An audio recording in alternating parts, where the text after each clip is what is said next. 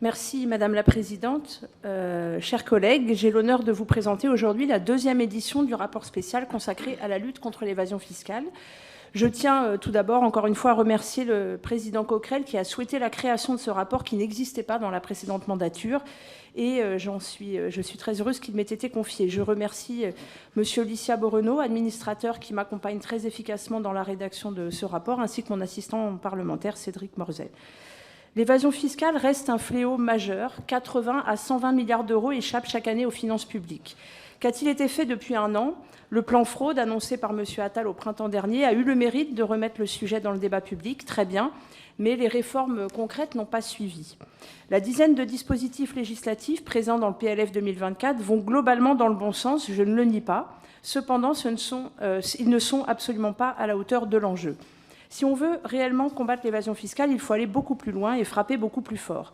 Pourquoi le gouvernement fait-il preuve d'une telle timidité dans ce domaine ? Les propositions sont là, disponibles, celle du rapport spécial de l'année dernière, bien sûr, qui s'inscrit lui-même dans la suite d'autres rapports parlementaires, celle aussi du plan de lutte NUPES contre la fraude et l'évasion fiscale que j'ai présenté avec plusieurs collègues ici présents et que nous avions transmis au ministre dans le cadre des dialogues de Bercy. Au-delà des propositions parlementaires, le monde de la recherche a aussi fait sa part du travail. L'étude de l'IPP publiée au printemps dernier a montré que notre système fiscal était bien régressif pour les plus riches. Le rapport de l'Observatoire européen de la fiscalité dévoilé avant-hier pose, lui, deux constats fondamentaux. Premièrement, l'évasion fiscale n'est pas une fatalité, elle découle de choix politiques réversibles.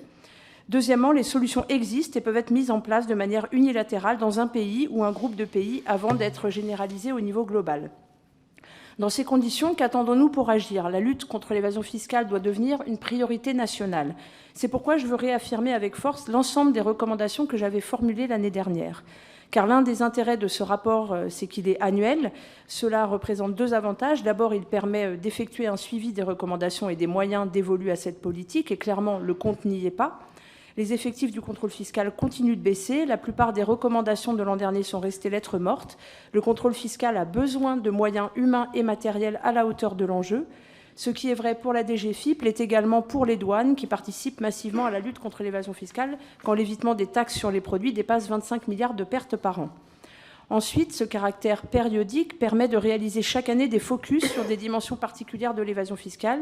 Cette année, je me suis intéressée au caractère international du phénomène en auditionnant la direction de la législation fiscale, la DGDDI et ses syndicats, l'ONG Transparency International, le juge Van Ruynbeck ou encore des chercheurs internationalement reconnus comme messieurs Éric Vernier et Alain Deneau. Bien entendu, ces auditions ont fait ressortir le rôle central des paradis fiscaux au niveau mondial et appellent à repenser notre vision de ce qu'est réellement l'industrie de l'évasion fiscale. Celle-ci est en effet indissociable de la grande délinquance financière. Les fraudeurs fiscaux utilisent les mêmes schémas et les mêmes intermédiaires que les corrupteurs et les blanchisseurs. Pire, l'argent des paradis fiscaux sert à financer des activités criminelles et trafics en tout genre. Les paradis fiscaux ne servent pas qu'au fraudeur individuel qui va cacher son héritage ou sa plus-value loin des yeux de l'administration. Les coûts sociaux de l'évasion fiscale sont également trop souvent réduits à la seule dimension budgétaire du problème. L'évasion fiscale, ce n'est pas seulement des milliards en moins dans les caisses de l'État, c'est aussi le dumping fiscal qui se généralise et auquel notre pays participe. Il suffit de regarder l'évolution du taux nominal d'IS sur les 30 dernières années pour s'en convaincre. L'évasion fiscale, c'est la dette publique qui explose, ce sont les services publics marchandisés et démantelés. Enfin, l'évasion fiscale, c'est tout simplement des impôts en plus pour les classes populaires et les PME captives, visant à combler les trous dans la caisse provoqués par l'égoïsme des riches resquilleurs. Le consentement à l'impôt, pilier de notre contrat social, ne résistera pas face à une telle injustice. Cette situation n'a rien d'une fatalité. L'évasion fiscale actuelle est le résultat de choix politiques. Il est possible de mettre un terme à ce fléau.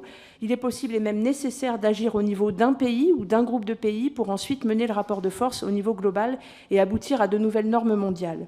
Mes chers collègues, 3 000 milliards de PIB s'évaporent chaque année du fait de l'évasion fiscale. Notre pays s'honorerait à être pionnier dans ce combat.